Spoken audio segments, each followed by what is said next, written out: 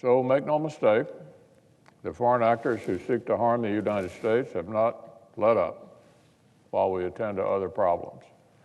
For example, in Afghanistan, despite agreeing just months ago to engage in further peace negotiations with the Afghan government and sever its ties with al-Qaeda, the Taliban has instead continued its violent campaign against the Afghan people. President Trump has expressed frustration with the Taliban's failures and is reportedly considering withdrawing from Afghanistan even more rapidly.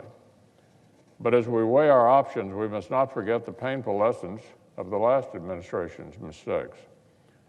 Former President Obama and Vice President Biden were intent on beating a hasty retreat from Iraq, conditions on the ground notwithstanding. Just as many of us warned at the time, their recklessness left a vacuum that terrorists in Iran readily filled. ISIS flourished. Tragically, the rest is history. The resulting chaos threatened our interests and drew American efforts back into the region. By contrast, the Trump administration has seen a number of successes in this difficult region. The president's strategy has secured a territorial defeat of ISIS. It's put new pressure on Iran and given the Iraqi people a fighting chance, which their new government seems inclined to take. But helping Iraq stand up to Iranian influence will not be an overnight project. Iran wants to drive the United States from the region. China and Russia would also be thrilled with a reduction of American presence and influence there. So, Madam President, as we struggle to clean up the broken pieces of one rushed withdrawal, we need to avoid repeating those mistakes somewhere else. So I applaud the Trump administration for its approach thus far in Afghanistan.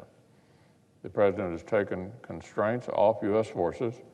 We've helped Afghan forces go after the terrorists. We've ratcheted up the cost on the Taliban, bolstered the Afghan forces that bear the brunt of the violence, and won additional international support for our mission there. And we've done all this with fewer resources and fewer personnel than during the previous two administrations.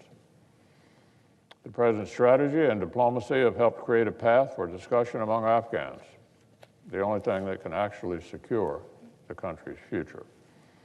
If these qualified successes continue, it would be appropriate to further reduce our American presence as certain conditions are met.